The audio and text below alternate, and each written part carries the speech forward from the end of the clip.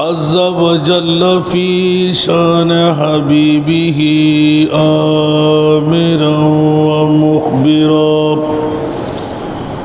إن الله وملائكته يصلون على النبي يا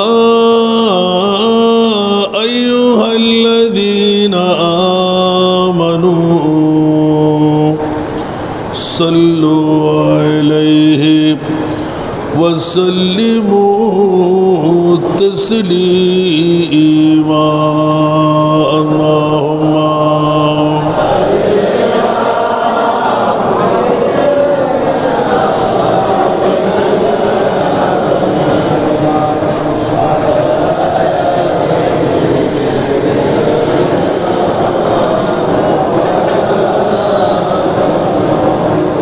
اللهم صل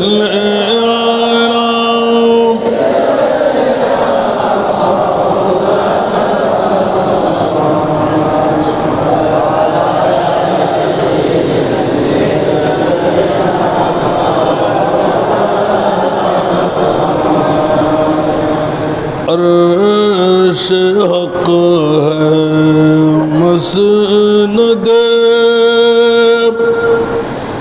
रिफत रसूलुल्लाह की देखनी है हश्र में इज्जत रसूलुल्लाह की अल्लाहुम्मा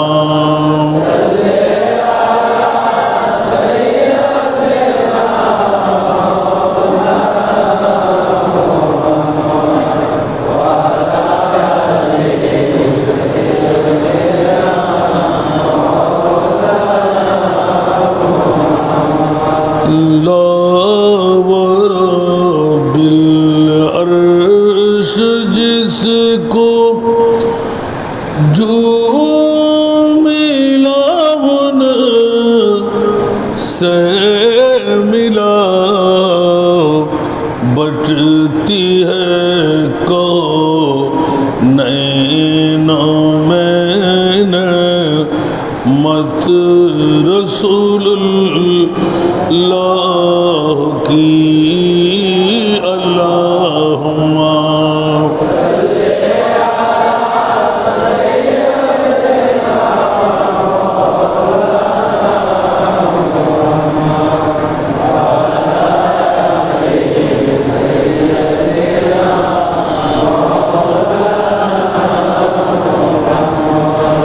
वो जहन्नम में गया जो उनसे मुस्तग़ना हुआ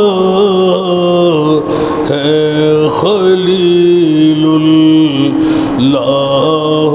को हाजत रसूलुल्लाह की अल्लाहुम्मा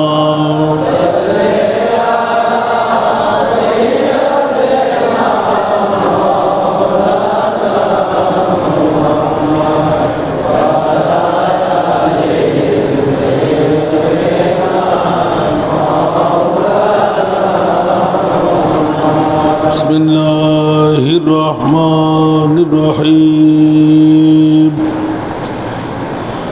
अल-हज्ज अशहुरुम मालूमात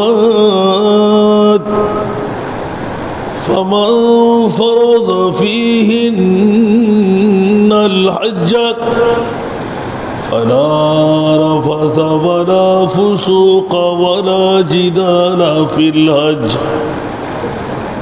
सदक़ल्लाहु मौलाना अज़ीम व सदक़ रसूलुहुन नबियुल हबीबुल करीम व नहनु अला ज़ालिका मिनश शाहिदीन व शाकिरीन वल्हम्दुलिल्लाहि रब्बिल आलमीन रब्बि सल्लि व सल्लिम व बारिक अलैहि आज ले उन्हीं की पनाह, आज मदद मांग उनसे, आज ले उन्हीं की पनाह, आज मदद मांग उनसे, फिर न मानेंगे क़यामत में अगर मान गया।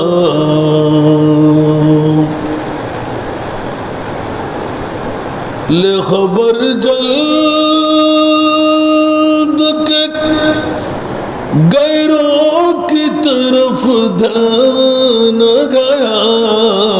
ले खबर जल्द के गैरों की तरफ ध्यान गया। मेरे मौला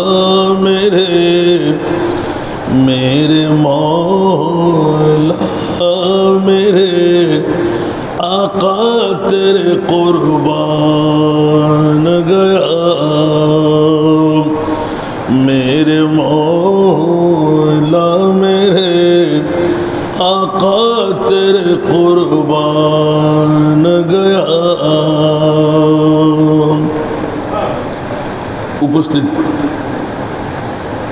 नजीमिया सदागर জামে মসজিদের সম্মানিত মুসল্লি, বিভিন্ন এলাকা থেকে আগত মেহমান, মাইকের আওয়াজ শোনারতা পর্দানশীন খাওয়াতিন মস্তুরা, আসসালামু আলাইকুম ওয়া রাহমাতুল্লাহি ওয়া বারাকাতুহু। মহান মুনিবের দরবারে অসংখ্য শুকর। মুনিব হাঁটি হাঁটি পা পা করে এ হারাম মাসের শহর জিলকাদার দ্বিতীয় জুমার নামাজ আদা করার জন্য আল্লাহ আমাদেরকে তৌফিক দিয়েছেন, শক্তি দান করলেন। যে মুনিব মওলা এতটুকু হায়াত শক্তি আমাদেরকে দিলেন, ওই মুনিব মওলার শুকরিয়া আদায়ার্থে মোহব্বতের আওয়াজ দিয়ে প্রেমের কণ্ঠে একবার নিজের জন্য বলি না আলহামদুলিল্লাহ। রব্বে করিম শাহরুল হারামের প্রথম মাস মাহে জিলকাদা, 4টি মাসের একটি সূচনার মধ্যে, যে মাসের মর্যাদা আল্লাহ নিজেও দেন, মোস্তফাও উম্মতকে প্রশিক্ষণ দিয়ে গেলেন। স্বাভাবিকভাবে এই পবিত্র মাসের উপর মুনিবের পক্ষ থেকে বছরের অর্থ স্বার্থ সম্পদের মালিক যারা, বিশেষ করে বাইতুল্লাহ জিয়ারত হলো এটা মালি ইবাদত।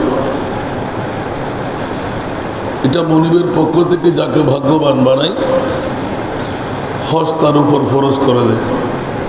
বলবেন না আলহামদুলিল্লাহ। সবার জন্য হজ ফরজ নয়। আল্লাহর কোরআন বলতে লাগলেন মান ইসতাতা ইলাইহি সাবিলা, যার উপর ইস্তাতাত শক্তি সামর্থ্য আল্লাহ যাকে দিয়েছেন তার উপর হজ ফরজ করা হয়েছে। জোরে বলুন না।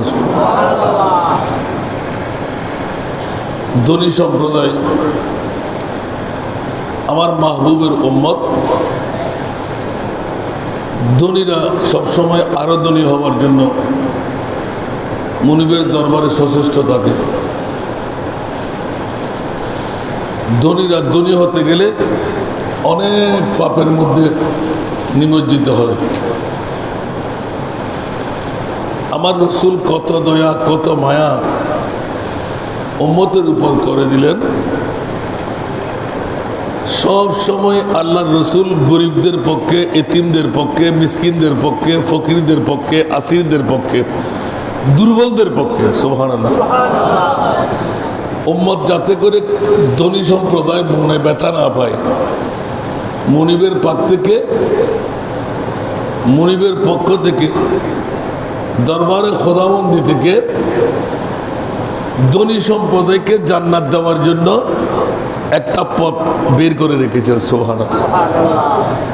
এই পথ যদি ধনীরা অবলম্বন করে, এই ধনীরা, আমি রসুল এতিম, আমি রসুল গরিব, আমি রসুল দুর্বলদের পক্ষে, তোমরা সবলরা একথা মনে করে তোমাদেরকে ছেড়ে দিলাম, যাও। তোমরা যদি বাইতুল্লাহর জিয়ারতের সামর্থ্যবান হও, বাইতুল্লাহর জিয়ারত করলে ঈমান রেখে দাও যে আল্লাহ তোমাকে ক্ষমা করে দিচ্ছে। যেমনি ভাবে রসুলের পাকের হাদিস হলো আল হজ্জুল মবরুর, হজ্জে মবরুর মানে মকবুল হজ। যারা করবে লাইসা লাহু জাযা, মকবুল হজ্জের একমাত্র সমরা হলো, জাযা হলো, প্রতিদান হলো ইল্লাল জান্নাহ। এটা জোরে বলবেন না সুবহানাল্লাহ। মকবুল হজের অন্য কোনো উত্তর নাই, একটি উত্তর আমার রসুল দিয়ে দিলেন যে হলো তার জন্য জান্নাত। এখন মকবুল হজ আমরা বানাইতে পারলাম কিনা? বর্তমান যুগে তো একটা বড় সরাব হয়ে গেল যে ওমরা করলেও হাজি সাহেব, ওমরা করলে কি হাজে হওয়া যায়? কথা বলতে হবে। অনেক সময় দেখা যায় হাজিরা যেমনি ভাবে লব্বাইক আল্লাহুম্মা লব্বাইক বলে, আমি তো লব্বাইক আল্লাহুম্মা লব্বাইক বলেছি, আল্লাহ বলতে লাগলেন তোমার 1000 বার লব্বাইক বললে হাজি হতে পারবে না। আল্লাহর কোরআন বলতে লাগলেন আল হজ্জু আশহুরুম মালুমাত,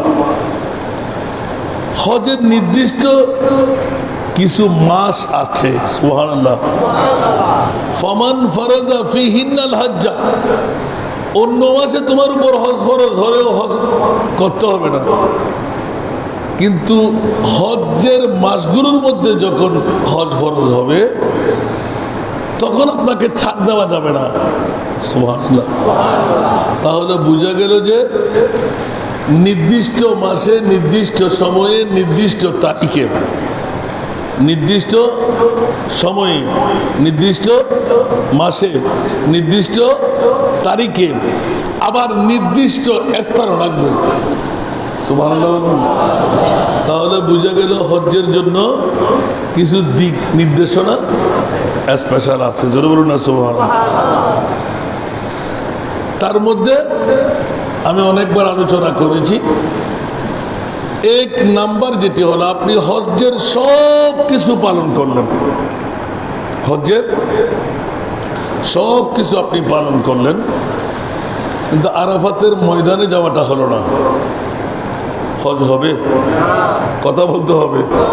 হজ হবে কেন? সেটা আরেক সময়। যদি আরাফাতের ময়দানে যাত্রা করতে না পারেন নির্দিষ্ট সময়ের জন্য, একটা গুরবাখরও আপনাকে দিতে হবে। যদি দেওয়াটা হলো না কারণে, তাহলে আপনি পুনরায় হজ আবার করতেই হবে, বাঁচার কোনো উপায় না। আবার আপনি মশালা জিজ্ঞাসা করতে, হুজুর আমি কিছু কাজ করলাম, হজ্জে গেলাম, অসুস্থ হয়ে গেল, মারা গেলাম, তখন কি করবেন? তখন আল্লাহ বলতে এটা জরুরতের মামলা। এখন তুমি হাজি হয়েই গেলে, কারণ তোমার সাইটা হলো বাইতুল্লাহর জিয়ারত করা, ইচ্ছা তোমার এখানে খর্ব করা নাই। আমি যখন মুনিব মরাটা কবুল করলাম, তাহলে তোমাকে হাজিয়ে বানিয়ে দিলাম। একটু জোরে বলবেন না সুবহানাল্লাহ।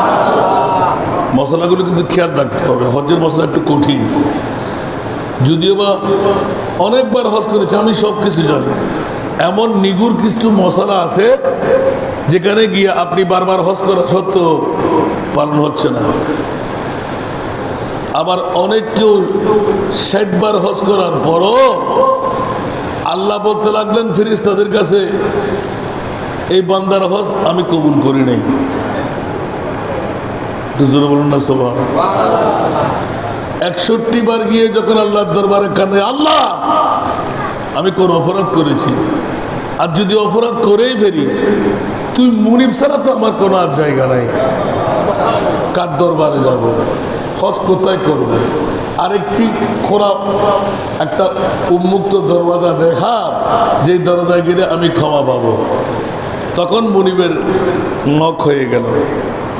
এই ফেরেশতারা যেই বান্দার ত্রুটির কারণে 60 বারের হজ কবুল করেনি, 61 বার যখন আমার বান্দা নিজেকে সঁপে দিল, এহরামের কাপড় পরা সত্ত্বেও তার মনে বিবির চিন্তা, তার মনে সন্তানের চিন্তা, তার মনে ব্যবসার চিন্তা, তার মনে এগানা বেরাদরের চিন্তা, যখন সব কিছু এহরামের হক আদা করে ফেলেছেন, আমার বান্দা যখন কর্তৃত্ব নেতৃত্ব সঁপে দিয়ে মৈয়তের কফিন পরে ফেলেছেন, নিজেকে সঁপে দিলেন, পাগলের লাইনের মধ্যে নিজেকে দাঁড় করাই দিলেন, বান্দা এখন স্বীকার করে দিয়েছে আমি আল্লাহ ছাড়া আর কোনো জায়গায় নাই, এখন আমার বান্দা আর কোথায় যাবে? ফেরেশতারা তোমরা বলো তো। ফেরেশতারা বলে যে আল্লাহ আপনার ইচ্ছার মামলা। বলছে আমার বান্দা যখন শেষদারে যা ওই দুই চোখের পানি ছেড়ে দিল, আমি মুনিব ছাড়া আর কেউ নাই, তাহলে আমি মুনিব তো আমার বান্দার হক আদা করতে হবে। তখন হজ্জে মবরুর তার জন্য আল্লাহ দান করবেন। জরুর না সব অনুরূপ ভাবে এখানে তার পূর্ণ ওয়াজ করার সুযোগ মিলবে না। আয়াতে কারিমা আল হজ আশহারুল মালুমাত, হজ আপনাকে নির্দিষ্ট মাসের মধ্যে যেতে হবে, করতে হবে। গাইডলাইনের মধ্যে আপনাদের দেওয়া আছে কোন তারিখে আপনার কি কি কাজ। সুবহানাল্লাহ বলবেন। তার মধ্যে বৃহত্তম কাজ হলো আরাফাতের ময়দানের সবার জন্য কুটি হলেও এক বরাবর মুসাফা। সুবহানাল্লাহ।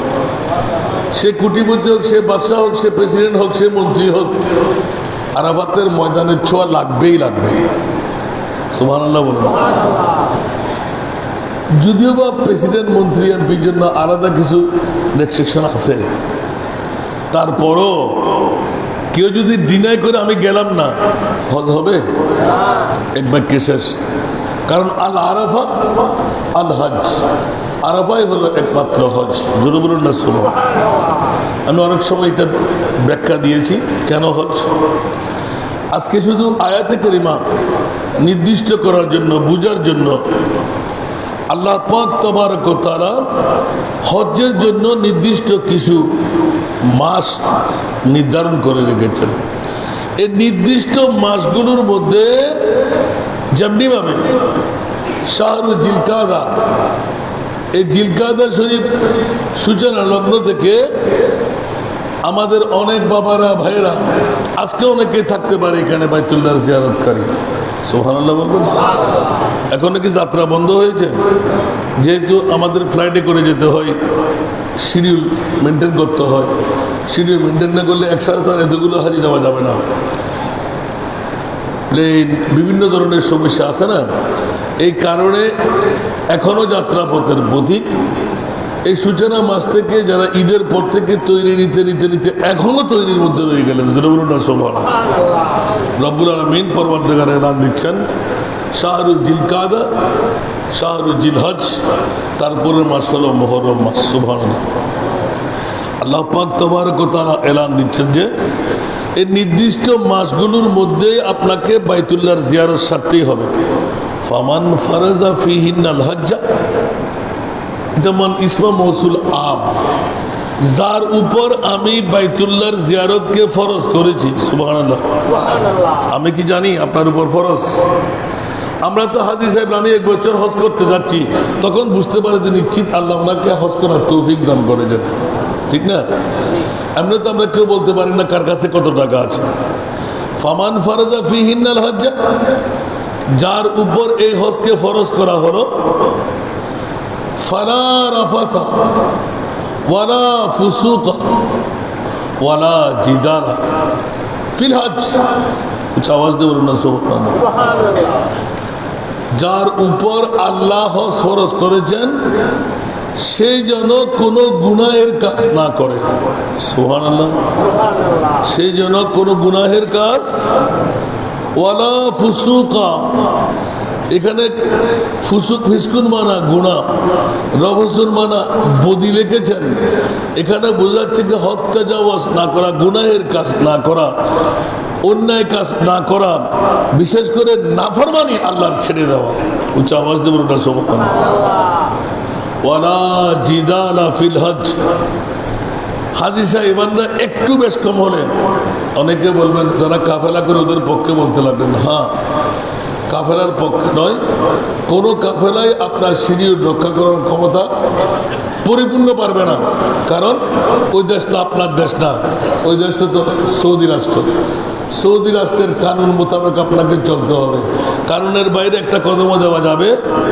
তো যারা সামর্থ্যবান কাফেলা ওরা হুজ্জাজে কেরামদের মনরাসা পূর্ণ করতে কষ্ট পায় না, আর যারা দুর্বল কাফেলা ওরা স্বাভাবিকভাবে একটু বেশ কম হয়। যে নির্দিষ্ট জায়গা আছে যেখানে একটা এক্সাম্পল স্বরূপ 100 ফিট, ওখানে দেখা যাচ্ছে 500 ফিট। তো 500 ফিট রাস্তা তো সবাই হাঁটতে পারবে না, অনেকের জন্য এটা বাড়লেন, তখন সে গালাগালি শুরু করে। আল্লাহর কোরআন বলতে লাগলেন ওয়ালা জিদালা। সুবহানাল্লাহ। কেন বলছি বুঝছেন? এই কথাটা বলার পেছনে কারণ হলো এটা কষ্টের জায়গা, ওখানে আরামের জায়গা নয়। মৃত্যুর কফন পরা মানে দুনিয়াকে ভুলে যাওয়া, আয়েশ ভুলে যাওয়া, আরাম ভুলে যাওয়া, দাঁড়িয়ে বৈঠকে কোদার মধ্যে গিয়ে সদা সর্বদা মনিবকে রাজি করার মানুষে জিকির আজকার খোদার ইয়াদগারি করাই হলো পৃথিবীর জগৎবাসীদের কাছে আল্লাহর কোরআন বলতে লাগলেন ওয়ালা জিদালা। তোমরা একে অপরের সাথে কোনো ঝগড়া করো না। কোথায়? ফিল হজ্জে। এমনি ঝগড়াঝাগড়ি করতে পারো, কিন্তু বাইতুল্লাহ গেলে খবরদার ঝগড়াঝাটি করো না। সুবহানাল্লাহ বলবেন না?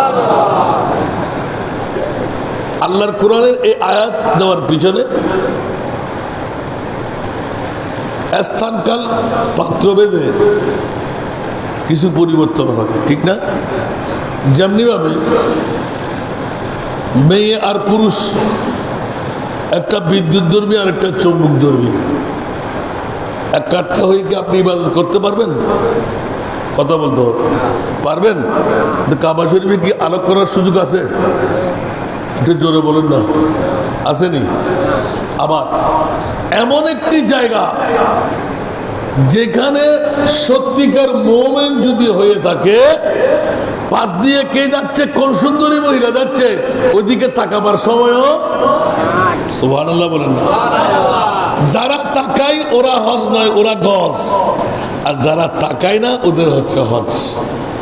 জোরে বলেন না সুবহানাল্লাহ। এখানে একটা পরীক্ষার মামলা।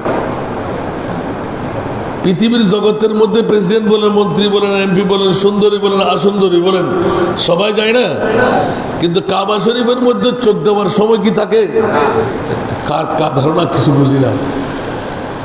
এই জন্য কাবা শরীফের মধ্যে একটা সওয়াব করলে 1 লক্ষ সওয়াবের মালিক, একটা গুনাহ করলে 1 লক্ষ গুনাহের মালিক। কেমন লাগে বাবা? কাবা শরীফে একটা অন্যায় করলে 1 লক্ষ গুনাহ। মদিনাতুল মুনাওয়ারার মধ্যে যেহেতু সেটি কাবার পরে স্থান দেওয়া যাবে, যেটা এই নিজের জন্য আমরা ব্যবহার করি, খাওয়া দাওয়াই, যে হান্ডি ভাতির সব কিছু আমাদের আশপাশ, আগের যুগের এই যুগের মধ্যে অনেকটা ভিন্ন। এত আরামের সাথে যাওয়া সত্ত্বেও আমরা ফিতনা ফসাদের মধ্যে অন্তর্ভুক্ত হয়ে যাই। 1500 বছর আগে বান্দার রীতিনীতি কেমন হবে আল্লাহ জানতেন বলে এই আয়াতে কারিমা, আল হজ্জ আশহুরুম মালুমাত ফামান ফারাজা ফীহিন্নাল হজ্জ ফালা রাফাসা ওয়ালা ফুসুকা ওয়ালা জিদালা। উচ্চ আওয়াজ দিয়ে বলুন না সুবহানাল্লাহ। আল্লাহ একদম পাগলা গরুদের নাকে যেমনিভাবে নাফা লাগিয়ে দেওয়া হয়, লোহার তারের মতন বা দুসুতির রড দিয়ে এখানে আংটা বানিয়ে দেওয়া হয়, অনুরূপভাবে রব্বুল আলামিন পরওয়ারদিগার কাবা শরীফের হজ করতে ধরি না, তোমরা নিজের থেকে নিজে সফে দাও, আমি মৃত্যুপথের পথিক, আমি আর ফিরে আসবো না। বিবির কাছ থেকে ক্ষমা চেয়ে নাও, বন্ধু বান্ধবের কাছ থেকে ক্ষমা চেয়ে নাও, বাইরে আমার জন্য দোয়া করো, আমি যেন কাবা শরীফে মরতে পারি। কিছু বলুন না সুবহানাল্লাহ, ঠিক না বেঠিক? এই কারণে আমি অনেকবার বলছি না, जरा सोए मदीना चलिए, उस जगह नूर की बरसात है, वहाँ हर रोज रोज ईद है, वहाँ हर शब की बारात है। सारा दुनिया